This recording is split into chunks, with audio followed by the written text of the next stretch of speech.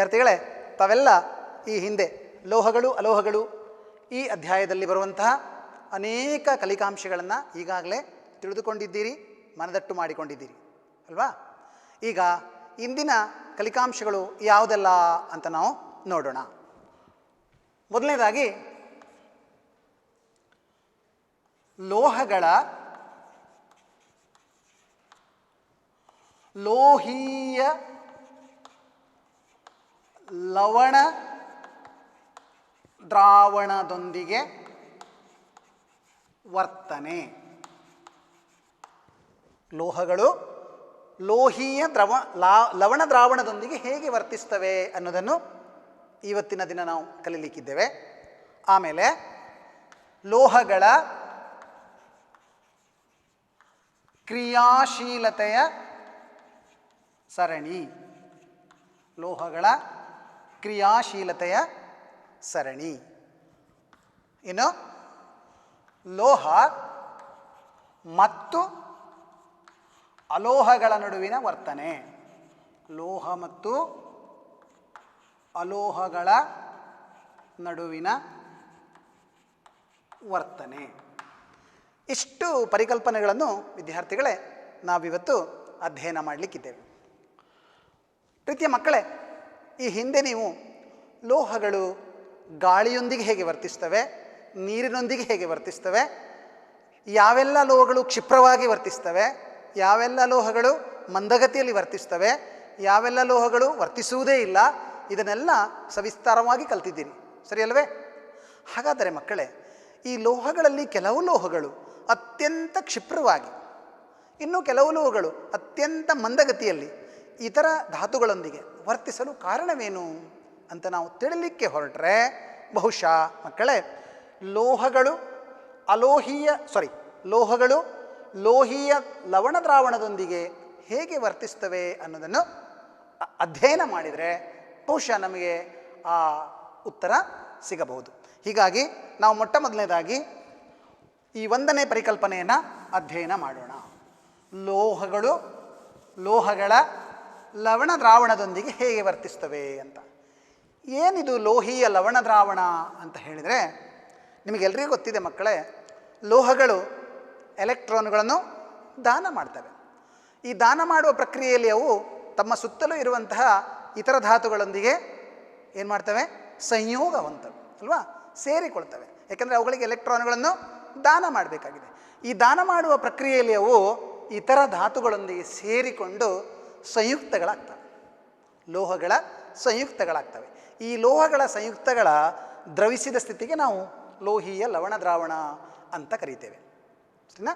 So ಈ ಲೋಹೀಯ ಲವಣ ದ್ರಾವಣದೊಂದಿಗೆ ಇನ್ನೊಂದು ಲೋಹ ವರ್ತಿಸಿದಾಗ ಅದು ಯಾವ ರೀತಿಯ ವರ್ತನೆಯನ್ನು ತೋರಿಸ್ತದ, ಅದರ ಆಧಾರದ ಮೇಲೆ ನಾವು ಲೋಹಗಳು ಎಷ್ಟು ಕ್ರಿಯಾಶೀಲವಾಗಿವೆ ಅಥವಾ ಎಷ್ಟು ಸಾಮರ್ಥ್ಯವನ್ನು ಹೊಂದಿವೆ ಅಥವಾ ಎಷ್ಟು ಕ್ರಿಯಾಕಾರತ್ವವನ್ನು ಹೊಂದಿವೆ, ಕ್ರಿಯಾಶೀಲತೆಯನ್ನು ಹೊಂದಿವೆ ಹೇಳುವುದನ್ನು ಅರ್ಥ ಮಾಡಿಕೊಳ್ಳಬಹುದಾಗಿದೆ. ಮಕ್ಕಳೇ, ನೀವು ಈಗಾಗಲೇ ಒಂದನೇ ಅಧ್ಯಾಯವಾಗಿರುವಂಥ ರಾಸಾಯನಿಕ ಕ್ರಿಯೆಗಳು ಮತ್ತು ಸಮೀಕರಣಗಳು, ಈ ಅಧ್ಯಾಯದಲ್ಲಿ ರಾಸಾಯನಿಕ ಕ್ರಿಯೆಯ 4 ವಿಧಗಳನ್ನು ಅಧ್ಯಯನ ಮಾಡಿದ್ದೀರಿ, ಸರಿನಾ? ನೆನಪಿದೆಯಾ ಯಾರಿಗಾದರೂ? ಹೇಳ್ತೀರಾ? ಹೇಳಿ. ರಾಸಾಯನಿಕ ಸಂಯೋಗ ಸರಿಯಾಗಿದೆ, ರಾಸಾಯನಿಕ ವಿಭಜನೆ ಸರಿ, ರಾಸಾಯನಿಕ ಸ್ಥಾನ ಪಲ್ಲಟ ಸರಿಯಾಗಿದೆ, ಆಮೇಲೆ ರಾಸಾಯನಿಕ ದ್ವಿಸ್ಥಾನ ಪಲ್ಲಟ. ಹೀಗೆ 4 ವಿಧದ ರಾಸಾಯನಿಕ ಕ್ರಿಯೆಗಳನ್ನು ನಾವು ಅಧ್ಯಯನ ಮಾಡಿದ್ದೇವೆ, ಹೌದಾ? ಸೊ ಇಲ್ಲಿ ನಮಗೆ ಲೋಹಗಳ ಕ್ರಿಯಾಶೀಲತೆಯನ್ನು ಅಥವಾ ಲೋಹಗಳ ವರ್ತನೆಯನ್ನು ಅಧ್ಯಯನ ಮಾಡಬೇಕಾದ್ರೆ ಬಹುಶಃ ರಾಸಾಯನಿಕ ಕ್ರಿಯೆಯಲ್ಲಿ ಬರುವಂಥ ರಾಸಾಯನಿಕ ಸ್ಥಾನ ಪಲ್ಲಟ ಎಂಬ ವಿಧ ನಮಗೆ ಸಹಾಯಕಾರಿ ಆಗ್ತದೆ. ನಾವೀಗ ಒಂದು ಉದಾಹರಣೆಯ ಮೂಲಕ ಇಲ್ಲಿ ನೋಡೋಣ ಮಕ್ಕಳು. ಓಕೆ, ಲೋಹ 1, ಅದಕ್ಕೆ ನಾನು ಲೋಹ ಎ ಅಂತ ಹೆಸರು ಕೊಡ್ತೇನೆ. ಈ ಲೋಹ ಎಯನ್ನು ಲೋಹ ಬಿಯ ಲವಣ ದ್ರಾವಣದೊಂದಿಗೆ ನಾನೇನು ಮಾಡ್ತೇನೆ? ಪ್ರತಿವರ್ತಿಸಲಿಕ್ಕೆ ಬಿಡ್ತೇನೆ. ಲೋಹ ಎ ಮತ್ತು ಲೋಹ ಬಿಯ ಲವಣ ದ್ರಾವಣದೊಂದಿಗೆ ಪ್ರತಿವರ್ತಿಸುವಂತೆ ಮಾಡ್ತೇನೆ. ಆಗ ಏನಾಗ್ತದೆ ನೋಡೋಣ. ಯಾವ ಉತ್ಪನ್ನ ಸಿಗ್ತದೆ ಅಂತ ನೋಡಿದರೆ ಲೋಹ ಲೋಹ ಎಯ ಲವಣ ದ್ರಾವಣ ಅಥವಾ ಲವಣ ಪ್ಲಸ್ ಲೋಹ ಬಿ. ನೋಡಿ ಇಲ್ಲಿ ನಾವು ಏನು ತಿಳ್ಕೊಳ್ಬೋದು ಅಂತ ಹೇಳಿದ್ರೆ, ಲೋಹ ಎ ಈ ಲವಣ ದ್ರಾವಣದಲ್ಲಿರುವ ಲೋಹ ಬಿಯನ್ನು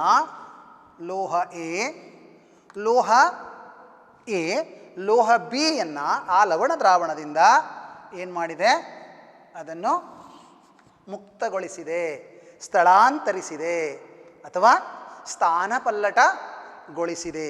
ಸರಿಯಾ? ಇದನ್ನು ನೋಡಿದರೆ ನಮಗೆ ಗೊತ್ತಾಗ್ತದೆ. ಸೊ ಇದರಿಂದ ನಾವು ಏನು ತಿಳ್ಕೊಳ್ಬೋದು, ಲೋಹ ಎ ಲೋಹ ಬಿಯ ಜಾಗವನ್ನು ಆಕ್ರಮಿಸಿಕೊಂಡಿದೆ ಅಂತ ಹೇಳಿದರೆ ನಾವು ಏನಂತ ಹೇಳ್ಬೋದು? ನಮ್ಮ ಸಾಮಾನ್ಯ ಭಾಷೆಯಲ್ಲಿ ಹೇಳಿ ನೋಡೋಣ, ಏನಂತ ಹೇಳ್ಬೋದು? ಲೋಹ ಎ ಬಹಳ ಸಮರ್ಥವಾಗಿದೆ, ಹೆಚ್ಚು ಸಾಮರ್ಥ್ಯವನ್ನು ಹೊಂದಿದೆ, ಹೆಚ್ಚು ಬಲವನ್ನು ಹೊಂದಿದೆ ಅಂತ ಹೇಳ್ಬೋದು. ಹೌದಾ? ಇದು ಪ್ರಕೃತಿಯಲ್ಲಿ ಸಹಜವಾಗಿ ಕಂಡುಬರುವಂಥ ಒಂದು ಪ್ರಕ್ರಿಯೆ ಮಕ್ಕಳೇ.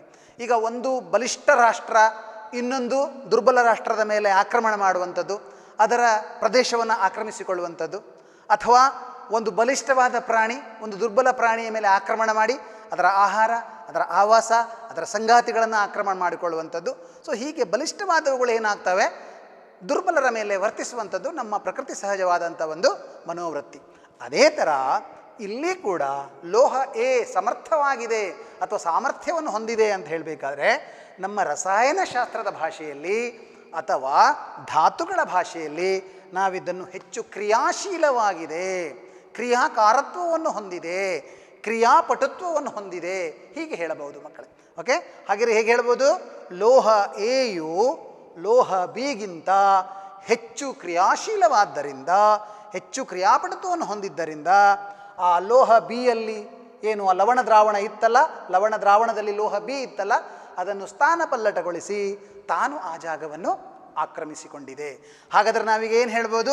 ಲೋಹ ಬಿಯು ಲೋಹ ಎಗಿಂತ ದುರ್ಬಲವಾಗಿದೆ, ಅಥವಾ ಲೋಹ ಎಯ ಕ್ರಿಯಾಕಾರತ್ವವು ಲೋಹ ಬಿಯ ಕ್ರಿಯಾಕಾರತ್ವಕ್ಕಿಂತ ಹೆಚ್ಚಾಗಿದೆ ಅಂತ ಹೇಳ್ಬೋದು ಅಲ್ವಾ? ಸೊ ಇದು ನಿಮಗೆ ಅರ್ಥ ಆಗಿದೆ ಅಂತ ತಿಳ್ಕೊಳ್ತೇನೆ. ಬಹುಶಃ ನಾನು ಒಂದು ಉದಾಹರಣೆಯನ್ನು ಬರೆದ್ರೆ ಇದು ಇನ್ನೂ ನಿಮಗೆ ಸರಿಯಾಗಿ ಅರ್ಥ ಆಗ್ಬೋದು ಮಕ್ಕಳೇ. ನೋಡಿ, ನಾನೀಗ ಲೋಹ ಎಯನ್ನು ಒಂದು ನಿಜವಾದ ಲೋಹವನ್ನು ತೆಗೆದುಕೊಳ್ತೇನೆ. ಯಾವ ಲೋಹ ಮಕ್ಕಳೇ ಇದು? ಕಬ್ಬಿಣ. ಸರಿ. ಆಮೇಲೆ ಇನ್ನೊಂದು ಲೋಹದ ಲವಣವನ್ನು ತೆಗೆದುಕೊಳ್ತೇನೆ. ಯಾವ ಸ್ಥಿತಿಯಲ್ಲಿ? ದ್ರವಿಸಿದ ಸ್ಥಿತಿಯಲ್ಲಿ ಅಥವಾ ಜಲೀಯ ಸ್ಥಿತಿಯಲ್ಲಿ. CuSO4 ಹೆಸರು ಹೇಳ್ಬೋದಾ? CuSO4 ಕಾಪರ್ ಸಲ್ಫೇಟ್, ತಾಮ್ರದ ಸಲ್ಫೇಟ್. ನೀವು ಇದನ್ನು ನೋಡಿರ್ತೀರಿ, ಮೈಲುತುತ್ತ ಅಲ್ವಾ? ಅಡಿಕೆಗೆಲ್ಲ ಮದ್ದು ಬಿಡೋದು ಅಂತ ಹೇಳ್ತಾರಲ್ಲ, ಅಲ್ಲಿ ಬಳಸ್ತಾರೆ ಇದು ಮೈಲುತುತ್ತ.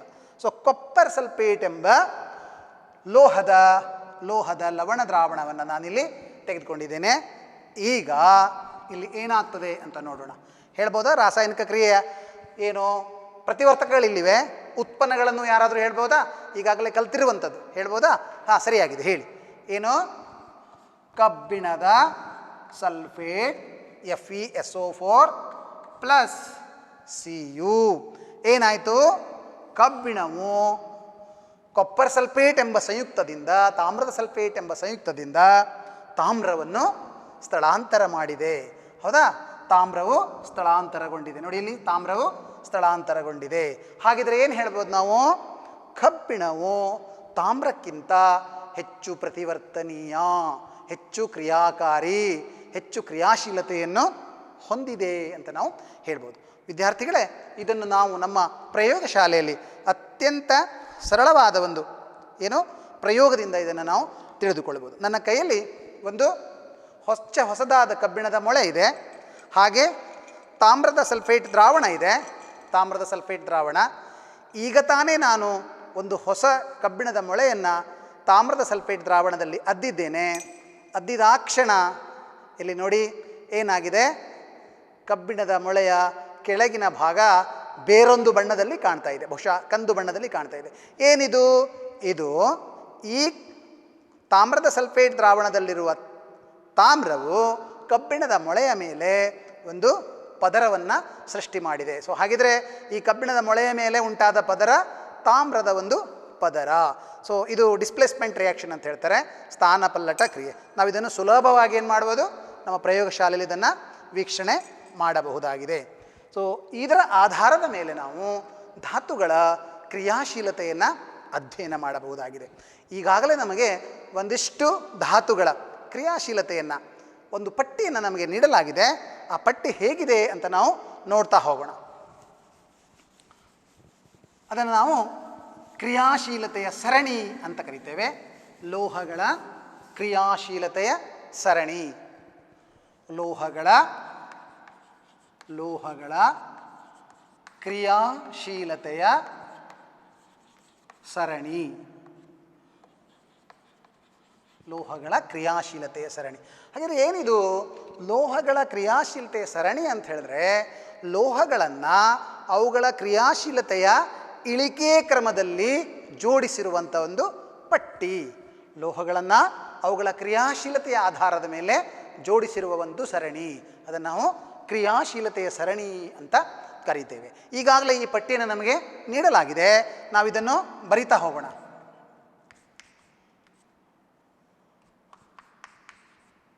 Potassium, sodium, magnesium, calcium, magnesium, potassium, sodium, calcium, magnesium,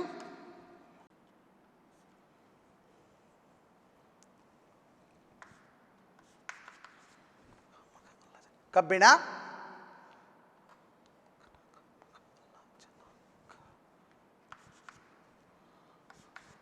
ಸತು, ಇಲ್ಲಿ ಹೈಡ್ರೋಜನ್ ಬರ್ತಿದೆ, ಸತು, ತಾಮ್ರ, ಪಾದರಸ, ಆಮೇಲೆ ಬೆಳ್ಳಿ, ಆಮೇಲೆ ಚಿನ್ನ. ಸೊ ಇದು ಕ್ರಿಯಾಶೀಲತೆಯ ಒಂದು ಸರಣಿಯನ್ನು ನಮಗೆ ನೀಡಲಾಗಿದೆ. ಈ ಕ್ರಿಯಾಶೀಲತೆಯ ಸರಣಿಯ ಆಧಾರದ ಮೇಲೆ ನಮ್ಮ 10ನೇ ತರಗತಿಯಲ್ಲಿ ಪ್ರಶ್ನೆ ಪತ್ರಿಕೆಯನ್ನು ರೂಪಿಸುವಾಗ ಅನೇಕ ಪ್ರಶ್ನೆಗಳು ನಮಗೆ ಬರ್ತವೆ. ಒಂದೋ ಇಲ್ಲಿ ನಾನೀಗ ಇಳಿಕೆ ಕ್ರಮದಲ್ಲಿ ಬರೆದಿದ್ದೇನೆ ಕ್ರಿಯಾಶೀಲತೆ. ನೀವು ನೋಡಿ, ಇಲ್ಲಿ ಸೋಡಿಯಂ, ಪೊಟ್ಯಾಷಿಯಂಗಳು ಆಧುನಿಕ ಆವರ್ತಕ ಕೋಷ್ಟಕದ 1ನೇ ಗುಂಪಿನಲ್ಲಿ ಬರುವಂಥ ಧಾತುಗಳು. ಅಲ್ಲಿ CCM ಎಲ್ಲ ಇದ್ದಾವೆ. ಸೊ ಆದರೆ ನಮಗೆ ಇಲ್ಲಿ ತಗೊಳ್ಳುವಾಗ ನಾವು ಪೊಟ್ಯಾಷಿಯಮನ್ನು ಮೊದಲನೇ ಅತ್ಯಂತ ಕ್ರಿಯಾಪಟುತ್ವವುಳ್ಳಂಥ ಧಾತು ಅಂತ ತೆಗೆದುಕೊಂಡಿದ್ದೇವೆ. ನೋಡಿ, ಇಲ್ಲಿ potassium, sodium, calcium, magnesium, aluminium, zinc, ಸತುವು, ಕಬ್ಬಿಣ, ಸೀಸ, ಅಲ್ಲಿ ಹೈಡ್ರೋಜನ್ ಬರ್ತದೆ, ಆಮೇಲೆ ತಾಮ್ರ, ಪಾದರಸ, ಬೆಳ್ಳಿ, ಚಿನ್ನ. ಮಕ್ಕಳೇ, ಇದನ್ನು ನೀವು 10ನೇ ತರಗತಿಯ ಪರೀಕ್ಷಾ ತಯಾರಿಗೋಸ್ಕರ ಈ ಸರಣಿಯನ್ನು ಅಧ್ಯಯನ ಮಾಡಲೇಬೇಕಾಗಿದೆ, ಕಲಿತುಕೊಳ್ಳಲೇಬೇಕಾಗಿದೆ. ಹೀಗಾಗಿ ನಿಮಗೊಂದು ಸುಲಭದ ಉಪಾಯವನ್ನು ನಾನು ಹೇಳಿಕೊಡ್ತೇನೆ. ಅತ್ಯಂತ ಸುಲಭದ ಉಪಾಯ. ಏನಪ್ಪ ಇದು ಸುಲಭದ ಉಪಾಯ? ಒಂದು ಸಾಂಕೇತಿಕವಾದ ಒಂದು ನಿರೂಪಣೆ, ಒಂದು ಸಾಂಕೇತಿಕ ನಿರೂಪಣೆ. ನೆನಪಿನಲ್ಲಿ ಇಟ್ಕೊಳ್ಳಿಕ್ಕೆ ತುಂಬ ಸುಲಭ ಆಗಬೇಕು ಹೇಳುವ ಕಾರಣಕ್ಕೆ ಒಂದು ಸಂಕೇತದ ಮೂಲಕ ನಿಮಗೆ ನಾನಿದನ್ನು ನೆನಪಿನಲ್ಲಿ ಇಟ್ಟುಕೊಳ್ಳಲಿಕ್ಕೆ ಮಾತ್ರ ಒಂದು ಸಂಕೇತವನ್ನು ನೀಡ್ತಾ ಇದ್ದೆ. ನೋಡಿ, ಏನದು? ಇದನ್ನು ನಾನು ಕ ಅಂತ ತಗೊಳ್ತೇನೆ, ನ ಅಂತ ತಗೊಳ್ತೇನೆ, ಕನ ಕ ಅಂತ ತಗೊಳ್ತೇನೆ, ಸಿ ಎ ಇದೆಯಲ್ಲ, ಕ ಅಂತ ತಗೊಳ್ತೇನೆ, ಕನ ಕ. ಇದನ್ನು ನಾನು ಮಗ ಅಂತ ತಗೊಳ್ತೇನೆ, ಇದನ್ನು ಅಲ್ಲ ಅಂತ ತಗೊಳ್ತೇನೆ, ಅಲ್ಯೂಮಿನಿಯಂ. ಇದನ್ನು ನಾವು ಜನಕ ಅಂತ ತಗೊಳ್ತೇನೆ, ಜನ. ಕ ಕಬ್ಬಿಣ. ಇದನ್ನು ಸೀಸ, ಸಿ ಅಂತ ತಗೊಳ್ತೇನೆ. ಇದನ್ನು ನಾನು ತಾಮ್ರ, ಸೀತಾ. ಸೀತಾಳ ಅಂತ ತಗೊಳ್ತೇನೆ. ಇಲ್ಲಿ ನನಗೊಂದು ಅರ್ಥ ಬರಬೇಕಷ್ಟೆ. ಸೀತಾಳ. ಇಲ್ಲಿ ಪಾದ, ಪಾದರಸ, ಪಾದಕ್ಕೆ ಅಂತ ತಗೊಳ್ತೇನೆ. ಅದನ್ನೇ ಆಮೇಲೆ ಇದು ಬೆಳ್ಳಿ, ಆಮೇಲೆ ಇದು ಚಿನ್ನ. ನೋಡಿ, ಏನದು? ಕನಕ ಮಗ ಅಲ್ಲ ಜನಕ. ಸೀತಾಳ ಪಾದಕ್ಕೆ ಬೆಳ್ಳಿ ಚಿನ್ನ.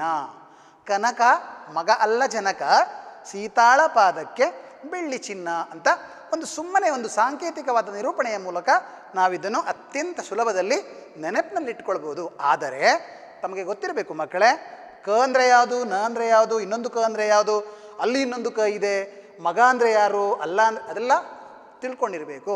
ಸೊ ಒಂದು ಸುಂದರವಾದ ಒಂದು ಏನು ಕ್ರಿಯಾಶೀಲತೆಯ ಸರಣಿಯನ್ನು ನಾವು ಅತ್ಯಂತ ಒಂದು ಸಾಂಕೇತಿಕ ರೂಪದಲ್ಲಿ ನೆನಪಿಟ್ಟುಕೊಳ್ಳುವಂಥ ಒಂದು ನಿರೂಪಣೆ. ಓಕೆ. ಸೊ ಇದು ನಿಮಗೆ ಲೋಹಗಳ ಕ್ರಿಯಾಶೀಲತೆಯ ಸರಣಿ ಪರೀಕ್ಷಾ ದೃಷ್ಟಿಯಿಂದ ಬಹಳ ಬಹಳ ಮುಖ್ಯವಾದಂಥ ಒಂದು ವಿಚಾರ. ನಾವೀಗ ಸ್ವಲ್ಪ ಮುಂದಕ್ಕೆ ಹೋಗೋಣ. ಕ್ರಿಯಾಶೀಲತೆಯ ಸರಣಿಯನ್ನು ತಾವು ಅಧ್ಯಯನ ಮಾಡ್ತೀರಿ ಅಂತ ತಿಳಿದುಕೊಂಡಿದ್ದೇನೆ. ಮಕ್ಕಳೇ, ನಾವೀಗ ಸ್ವಲ್ಪ ಮುಂದಕ್ಕೆ ಹೋದರೆ ಲೋಹಗಳು ಅಲೋಹಗಳೊಂದಿಗೆ ಹೇಗೆ ವರ್ತಿಸ್ತವೆ, ಲೋಹಗಳ ಅಲೋಹಗಳೊಂದಿಗಿನ ವರ್ತನೆ. ಲೋಹಗಳು ಅಲೋಹಗಳೊಂದಿಗೆ ಹೇಗೆ ವರ್ತಿಸ್ತವೆ ಹೇಳೋದನ್ನು ನಾವಿಲ್ಲಿ ಈ ಒಂದು ಪರಿಕಲ್ಪನೆಯಲ್ಲಿ ಅಧ್ಯಯನ ಮಾಡಲಿಕ್ಕಿದ್ದೇವೆ. ಮಕ್ಕಳೇ, ನಿಮ್ಗೆ ಈಗಾಗಲೇ ಗೊತ್ತಾಗಿದೆ, ಅಧಿಕ ಕ್ರಿಯಾಶೀಲತ್ವ ಇರುವಂತಹ ಧಾತುಗಳು ಅಥವಾ ಲೋಹಗಳು ಕಡಿಮೆ ಕ್ರಿಯಾಶೀಲತ್ವ ಇರುವಂತಹ ಧಾತುಗಳನ್ನು ಸ್ಥಳಾಂತರಿಸ್ತವೆ ಅಥವಾ ಸ್ಥಾನಪಲ್ಲಟಗೊಳಿಸ್ತವೆ ಅಂತ. ನಾವು ತಿಳ್ಕೊಂಡ ಹಾಗೆ ಲೋಹಗಳಿಗೆ ಎಲೆಕ್ಟ್ರಾನುಗಳನ್ನು ದಾನಿಸುವ ಒಂದು ಪ್ರವೃತ್ತಿ ಇದೆ.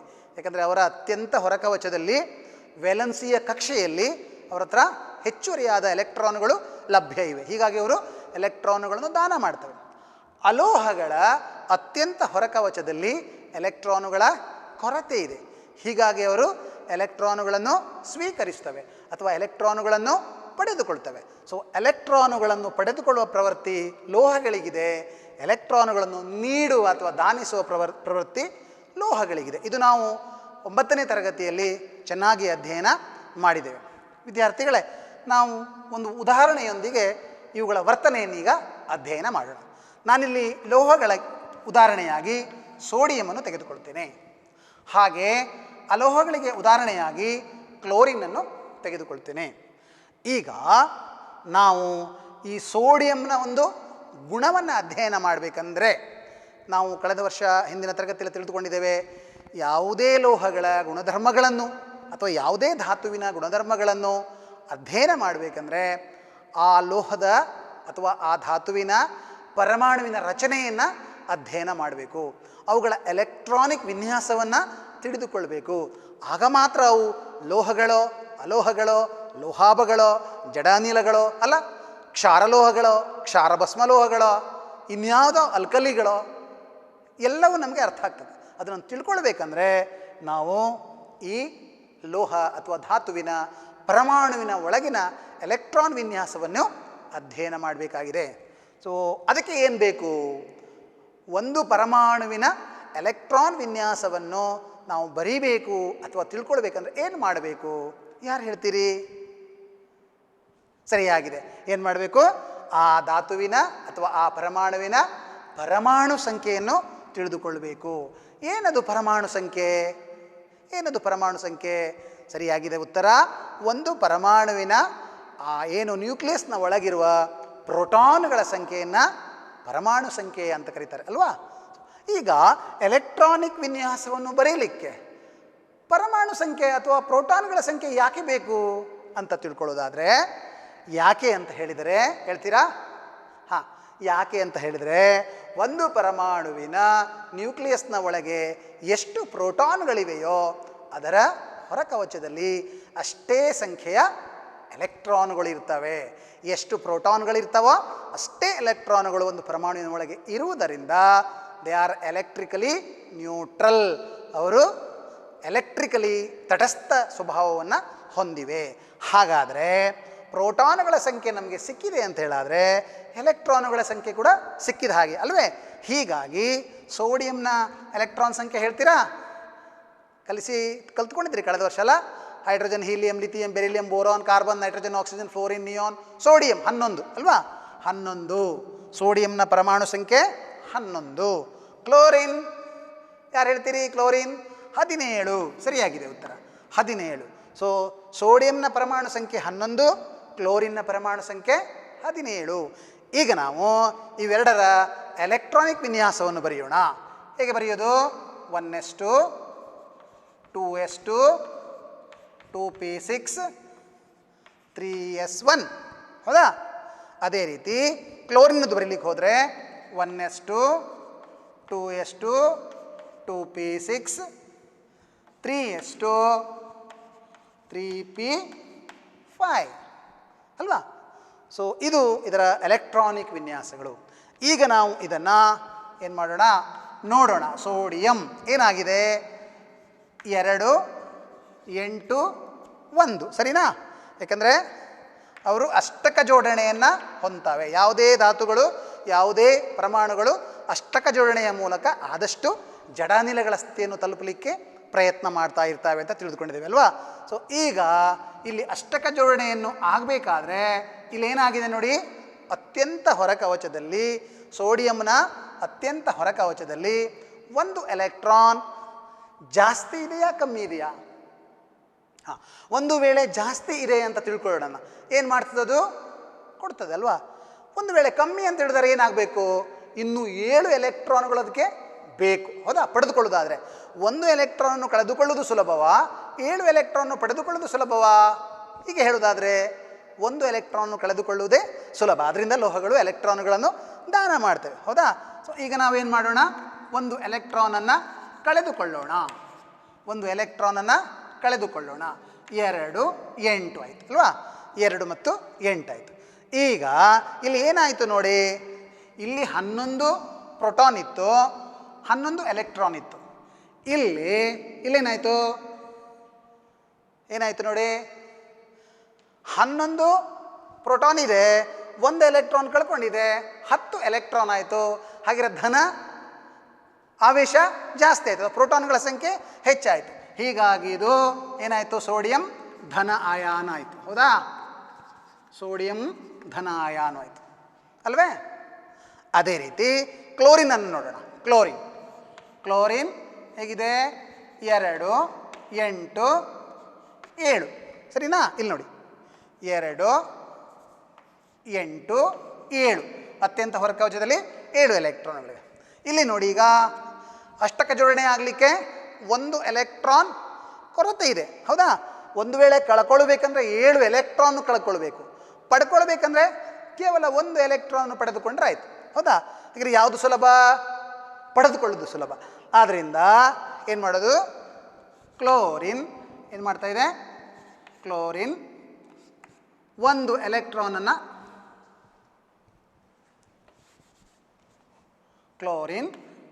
ಇಲ್ಲಿ 1 ಎಲೆಕ್ಟ್ರಾನನ್ನು ಪಡೆದುಕೊಳ್ತಾ ಇದೆ. ಹೇಗಾಯ್ತು ಈಗ? ಕ್ಲೋರಿನ್ 2 8 8 ಸರಿನಾ? ಈಗ ಇಲ್ಲಿ ನೋಡಿ, 17 ಪ್ರೋಟಾನ್ ಇದೆ, 17 ಎಲೆಕ್ಟ್ರಾನ್ ಇದೆ. ಇಲ್ಲಿ 17 ಪ್ರೋಟಾನ್ ಇದೆ, 18 ಎಲೆಕ್ಟ್ರಾನ್ಗಳಾಯಿತು ಅಲ್ವಾ? ಸೊ ಹಾಗಾಗಿ ಏನಾಯಿತು? ಎಲೆಕ್ಟ್ರಾನ್ಗಳ ಸಂಖ್ಯೆ ಪ್ರೋಟಾನ್ಗಳ ಸಂಖ್ಯೆಗಿಂತ ಹೆಚ್ಚಾದ್ದರಿಂದ ಇದು ಋಣ ಅಯಾನು ಆಯಿತು, ಸರಿನಾ? ಋಣ ಅಯಾನು ಆಯಿತು. ಈಗ ನಾವು ಇದನ್ನೇ ನಿಮಗೆ ಇನ್ನೂ ಸ್ವಲ್ಪ ಸ್ಪಷ್ಟವಾಗಿ ಅರ್ಥ ಆಗುವಾಗೆ ಬರೆಯೋಣ. ಇದರ ಒಂದು ರಚನೆಯನ್ನು ನಾವು ಬರೆಯುವುದಾದರೆ, ಸೋಡಿಯಂ ಅತ್ಯಂತ ಹೊರಕವಚದಲ್ಲಿ 2 ಎಲೆಕ್ಟ್ರಾನ್ಗಳು, ಆಮೇಲೆ ಅಷ್ಟಕ ಜೋಡಣೆ, ಅತ್ಯಂತ ಹೊರಗೆ 1 ಎಲೆಕ್ಟ್ರಾನ್ ಇದೆ ನೋಡಿ. ಕೆ ಯಲ್ಲಿ 2, ಎಲ್ ಅಲ್ಲಿ 8, ಎಮ್ ಅಲ್ಲಿ 1 ಮುಖ್ಯ ಕವಚಗಳು, ಹೌದಾ? ಕೆ ಎಲ್ ಎಮ್ ಮುಖ್ಯ ಕವಚಗಳು. ಅದೇ ರೀತಿ ಇದು ಸೋಡಿಯಂ. ಅದೇ ರೀತಿ ನಾವು ಏನು ಮಾಡೋಣ, ಇಲ್ಲಿ ಕ್ಲೋರಿನ್ ನೋಡೋಣ. 2 8 7 ಕರೆಕ್ಟ್ ಅಲ್ಲ? 2 7 ಸರಿನಾ? ಸೊ ಈಗ ಇಲ್ಲಿಂದ ಒಂದು ಎಲೆಕ್ಟ್ರಾನ್ ಇಲ್ಲಿಗೆ ವರ್ಗಾವಣೆ ಆಯಿತು. ಟ್ರಾನ್ಸ್ಫರ್ ಆಫ್ ಎಲೆಕ್ಟ್ರಾನ್ಸ್ ವರ್ಗಾವಣೆಯಾಗಿ ಏನಾಯಿತು? ಒಂದು ಹೊಸ ಸಂಯುಕ್ತ ಉತ್ಪತ್ತಿಯಾಗಿದೆ, ಅದುವೇ ಸೋಡಿಯಂ ಕ್ಲೋರೈಡ್. ಮಕ್ಕಳೇ, ಈ ಸೋಡಿಯಂ ಮತ್ತು ಕ್ಲೋರಿನ್ಗಳ ನಡುವೆ ಏನಾಯಿತು? ಎಲೆಕ್ಟ್ರಾನುಗಳ ವರ್ಗಾವಣೆಯಾದ್ದರಿಂದ ಇಲ್ಲಿ ಧನ ಅಯಾನು ಇದೆ, ಇಲ್ಲಿ ಋಣ ಅಯಾನು ಇದೆ. ಧನ ಮತ್ತು ಋಣ ಅಯಾನುಗಳು ಸ್ಥಾಯಿ ವಿದ್ಯುತ್ ಆಕರ್ಷಣಾ ಬಲಕ್ಕೆ ಒಳಗಾಗಿ, ಪ್ರಬಲವಾದ ಒಂದು ಆಕರ್ಷಣೆಗೆ ಒಳಗಾಗಿ ಇವರು ಸೋಡಿಯಂ ಕ್ಲೋರೈಡ್ ಎಂಬ ಒಂದು ಏನಾಗ್ತಾರೆ? ಹೊಸ ಉತ್ಪನ್ನ ಉಂಟಾಗ್ತದೆ. ತಮಗೆ ನೆನಪಿರಲಿ ಮಕ್ಕಳೇ, ಸೋಡಿಯಂ ಕ್ಲೋರೈಡ್ ಎಂಬ ಒಂದೇ ಒಂದು ಅಣು ಇಲ್ಲ, ಒಂದು ಅಣುವಿನ ರಚನೆ ಸಾಧ್ಯವಿಲ್ಲ. ಆದರೆ ಏನದು? ಇದೊಂದು ವಿರುದ್ಧ ವಿದ್ಯುದಂಶಗಳುಳ್ಳ ಅಯಾನುಗಳ ಒಂದು ಗುಂಪು. It is an aggregate of number of positively charged ions. It is N aggregate. ಇದೊಂದು ಗುಂಪು. ಸೊ ಈ ರೀತಿ ತಯಾರಾದ ಒಂದು ಗುಂಪೇ ಸೋಡಿಯಂ ಕ್ಲೋರೈಡ್ ಅಥವಾ ಅಡುಗೆ ಉಪ್ಪು. ಈ ರೀತಿಯಾಗಿ ಅಡುಗೆ ಉಪ್ಪು ತಯಾರಾಗಿದೆ. ಸೊ ನೀವಿಲ್ಲಿ ಏನು ಸೋಡಿಯಂ ಕ್ಲೋರೈಡ್ನ ರಚನೆಯನ್ನು ನೋಡಿದ್ದೀರಿ. ಅದೇ ರೀತಿ ನಾವು ಇನ್ನೊಂದು ಉದಾಹರಣೆಯನ್ನು ಅಧ್ಯಯನ ಮಾಡೋಣ. ಇದು ಒಂದನ್ನು ತಿಳ್ಕೊಂಡ ಮೇಲೆ ಇನ್ನೊಂದು ಸುಲಭವಾಗಿ ನಿಮಗೆ ಅರ್ಥ ಆಗ್ತದೆ. ಇನ್ನೊಂದು ಯಾವುದಪ್ಪ ಅಂತ ನೋಡೋದಾದರೆ ಮೆಗ್ನೀಷಿಯಮ್ ಅಂತ ತಿಳ್ಕೊಳ್ಳೋಣ. ಮೆಗ್ನೀಷಿಯಮ್ ಗೊತ್ತಿದೆ ನಿಮಗೆ. ಪರಮಾಣು ಸಂಖ್ಯೆ ಹೇಳಿ ಸರಿಯಾಗಿದೆ 12 ಅಲ್ವಾ. ಎಲೆಕ್ಟ್ರಾನಿಕ್ ವಿನ್ಯಾಸ 1s2 2s2 2p6 3s2 ಸರಿನಾ ಅಲ್ವಾ. ಸರಿ, ಏನಾಗಿದೆ ಈಗ ಹಾಗಿದ್ರೆ ಮೆಗ್ನೀಷಿಯಮ್ 2 8 2. ಮೆಗ್ನೀಷಿಯಮ್ ಏನು ಮಾಡಿತ್ತು? 2 ಎಲೆಕ್ಟ್ರಾನನ್ನು ಕಳೆದುಕೊಂಡಾಗ ಇಲ್ಲಿ ನೋಡಿ 2 ಎಲೆಕ್ಟ್ರಾನ್ಗಳು ಹೆಚ್ಚಾಗಿವೆ ಅಲ್ವಾ. ಹೀಗಾಗಿ ಅದು ಏನು ಮಾಡ್ತದೆ? ಎಲೆಕ್ಟ್ರಾನ್ಗಳನ್ನು ದಾನ ಮಾಡ್ತದೆ. ಅದಕ್ಕೆ 8 ಎಲೆಕ್ಟ್ರಾನ್ಗಳಾಗಬೇಕು, ಸಾಧ್ಯ ಇಲ್ಲ. ಅದರಿಂದ ಅದು ದಾನ ಮಾಡ್ತದೆ. 2 ಮತ್ತು 8 2 ಎಲೆಕ್ಟ್ರಾನ್ಗಳನ್ನು ಇಲ್ಲಿ ದಾನ ಮಾಡಿದೆ. ಅದೇ ರೀತಿ ಕ್ಲೋರಿನ್ ಈಗಾಗಲೇ ನಿಮಗೆ ಗೊತ್ತಿದೆ ಅಲ್ವಾ. 1s2 2s2 2p6 3s2 3p5 ಹೌದಾ. ಸೊ ಕ್ಲೋರಿನ್ ಹೇಗಿದೆ ಈಗ? ಕ್ಲೋರಿನ್ ಯಾವ ರೀತಿ ಇದೆ? ಕ್ಲೋರಿನ್ 2 8 7 ಅಲ್ವಾ. ಒಂದು ಎಲೆಕ್ಟ್ರಾನನ್ನು ಪಡ್ಕೊಳ್ಳೋದು ಏನಾಯ್ತು ಈಗ? ಕ್ಲೋರಿನ್ ಋಣ ಏನಾಯ್ತಲ್ವಾ? 2 8 ಮತ್ತು 8 ಹೌದಾ. ಸೊ ಇಲ್ಲಿ ಮೆಗ್ನೀಷಿಯಮ್ ಏನಾಯಿತು? ಧನ ಅಯಾನು ಆಯಿತು, ಧನ ಅಯಾನು. ಮತ್ತು ಕ್ಲೋರಿನ್ ಋಣ ಅಯಾನು ಆಯಿತು. ಸರಿ, ಈಗ ನಾವು ಹಿಂದಿನದನ್ನು ನೆನಪು ಮಾಡಿಕೊಳ್ಳೋಣ. ಏನಾಗಿತ್ತು? ಸೋಡಿಯಂ ಅಲ್ವಾ ಮತ್ತು ಕ್ಲೋರಿನ್ಗಳು ಏನಾಗಿದ್ದವು? ಈ ರೀತಿಯಾಗಿ ಒಂದು ಸೋಡಿಯಂ ಕ್ಲೋರೈಡ್ನ ಒಂದು ಹೊಸ ಉತ್ಪನ್ನ ಉಂಟಾಗಿತ್ತಲ್ವ. ಅದೇ ರೀತಿ ಇಲ್ಲಿ ಕೂಡ ಏನಾಗ್ತಾ ಇದೆ? ಮೆಗ್ನೀಷಿಯಮ್ 2 ಎಲೆಕ್ಟ್ರಾನ್ಗಳನ್ನು ದಾನ ಮಾಡ್ತಾ ಇದೆ. ಆದ್ದರಿಂದ ಇಲ್ಲಿ 2 ಕ್ಲೋರಿನ್ನ ಪರಮಾಣುಗಳು ಬೇಕು. ಯಾಕಂದರೆ 1 ಎಲೆಕ್ಟ್ರಾನ್ಗಳನ್ನು ಪಡ್ಕೊಳ್ಳಿಕ್ಕಲ್ವ ಒಂದು ಕ್ಲೋರಿನ್ ಪರಮಾಣುವಿಗೆ. ಆದ್ದರಿಂದ ಮೆಗ್ನೀಷಿಯಮ್ ತೃಪ್ತಗೊಳ್ಳಬೇಕಾದ್ರೆ 2 ಕ್ಲೋರಿನ್ನ ಪರಮಾಣುಗಳು ಬೇಕಾಗ್ತದೆ. ಸೊ ಹಾಗಿದ್ರೆ ನಾವು ಹೀಗೆ ಬರೆಯೋಣ. ಎಲೆಕ್ಟ್ರಾನುಗಳ ಸಾಧ್ಯತೆಯನ್ನು ಈ ರೀತಿ ಕೂಡ ನಾವು ಬರೀಬೋದು. ಈ ರೀತಿ ಬರೆದವಾಗ ಈಗ ಇಲ್ಲಿ ಒಂದು ಎಲೆಕ್ಟ್ರಾನ್, ಇಲ್ಲೊಂದು ಎಲೆಕ್ಟ್ರಾನ್. ಸೊ ಈ ರೀತಿಯಾಗಿ ಮೆಗ್ನೀಷಿಯಂ ಕ್ಲೋರೈಡ್ ಉತ್ಪತ್ತಿ ಆಗ್ತದೆ. ಹೇಗೆ ಇಲ್ಲಿ NaCl ಉತ್ಪತ್ತಿ ಆಯ್ತಲ್ಲ, ಅದೇ ರೀತಿಯಲ್ಲಿ ಮೆಗ್ನೀಷಿಯಂ ಕ್ಲೋರೈಡ್, ಈ ರೀತಿ ಮೆಗ್ನೀಷಿಯಂ ಕ್ಲೋರೈಡ್ನ ಒಂದು ಹೊಸ ಉತ್ಪನ್ನ ಉಂಟಾಗಿದೆ. ಈ ರೀತಿ ಉಂಟಾದ ಸಂಯುಕ್ತಗಳಿಗೆ ನಾವು ಅಯಾನಿಕ ಸಂಯುಕ್ತಗಳು ಅಂತ ಕರಿತೇವೆ. ಈ ರೀತಿ ಉಂಟಾದ ಸಂಯುಕ್ತಗಳಿಗೆ ನಾವು ಅಯಾನಿಕ ಸಂಯುಕ್ತಗಳು ಅಂತ ಕರಿತೇವೆ ಮಕ್ಕಳೇ. ಅಯಾನಿಕ ಸಂಯುಕ್ತಗಳು. ಈ ಅಯಾನಿಕ ಸಂಯುಕ್ತ ಏನಪ್ಪ? ಅದು ಎಕ್ಸ್ಚೇಂಜ್ ಆಫ್ ಎಲೆಕ್ಟ್ರಾನ್ಸ್ ಅಥವಾ ಎಲೆಕ್ಟ್ರಾನ್ಗಳ ಟ್ರಾನ್ಸ್ಫರ್ ಅಥವಾ ವರ್ಗಾವಣೆ. ಇಲ್ಲಿ ಅಯಾನುಗಳು ಏನಾಗ್ತವೆ? ತಾವು ಎಲೆಕ್ಟ್ರಾನ್ಗಳನ್ನು ಕಳೆದುಕೊಂಡು ಮತ್ತು ಪಡೆದುಕೊಂಡು ಈ ರೀತಿಯಾದ ಉಂಟಾದ ಸಂಯುಕ್ತಗಳಿಗೆ ಅಯಾನಿಕ ಸಂಯುಕ್ತಗಳು ಅಂತ ಹೇಳ್ತೇವೆ. ಮತ್ತು ಇದರಲ್ಲಿ ಉಂಟಾದ ಬಂಧಕ್ಕೆ ನಾವು ಅಯಾನಿಕ ಬಂಧ ಅಂತ ಕರಿತೇವೆ. Ionic bond, the bond which is formed by transfer of electrons from one atom to the another. So ಹೀಗೆ ಈ ರೀತಿ ಉಂಟಾದ ಅಯಾನಿಕ ಸಂಯುಕ್ತಗಳ ಗುಣಲಕ್ಷಣಗಳೇನು, ಅವು ಯಾವ ರೀತಿ ವರ್ತಿಸ್ತವೆ ಮತ್ತು ಅವುಗಳ ರಚನೆ ಹೇಗಿದೆ ಹೇಳೋದನ್ನು ಪ್ರೀತಿಯ ವಿದ್ಯಾರ್ಥಿಗಳೇ ನಾವು ಮುಂದಿನ ಅವಧಿಯಲ್ಲಿ ಅಧ್ಯಯನ ಮಾಡೋಣ. ನಾವು ಈವರೆಗೆ ಏನೆಲ್ಲ ತಿಳಿದುಕೊಂಡೆವು ಹೇಳುವುದರ ಒಂದು ಪಕ್ಷಿ ನೋಟವನ್ನು ನೋಡೋದಾದರೆ, ಮೊಟ್ಟ ಮೊದಲನೇದಾಗಿ ನಾವು ಯಾವುದು?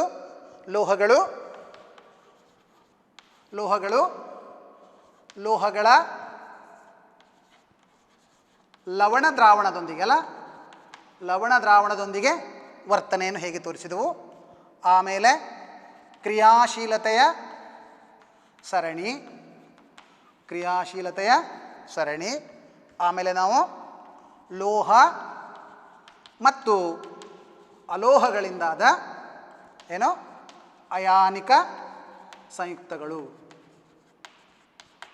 ಲೋಹ ಮತ್ತು ಅಲೋಹಗಳು ಎಲೆಕ್ಟ್ರಾನುಗಳ ವರ್ಗಾವಣೆಯಿಂದ ಉಂಟಾದ ಸಂಯುಕ್ತವೇ ಅಯಾನಿಕ ಸಂಯುಕ್ತಗಳು ಅನ್ನೋದನ್ನು ನಾವು ಈವರೆಗೆ ಕಲಿತುಕೊಂಡಿದ್ದೇವೆ. ಪ್ರೀತಿಯ ವಿದ್ಯಾರ್ಥಿಗಳೇ, ಮುಂದಿನ ಅವಧಿಗೆ ನೀವು ಪುನಃ ಸೇರುವುದಕ್ಕಿಂತ ಮೊದಲು ನಿಮಗೊಂದು ಮನೆಗೆಲಸವನ್ನು ಕೊಟ್ಟಿರ್ತೇನೆ. ಕ್ರಿಯಾಶೀಲತೆಯ ಸರಣಿಯನ್ನು ನೀವು ಕಲಿತುಕೊಂಡು ಬರ್ತೀರಿ.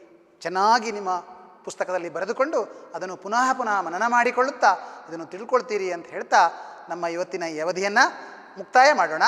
ವಂದನೆಗಳು.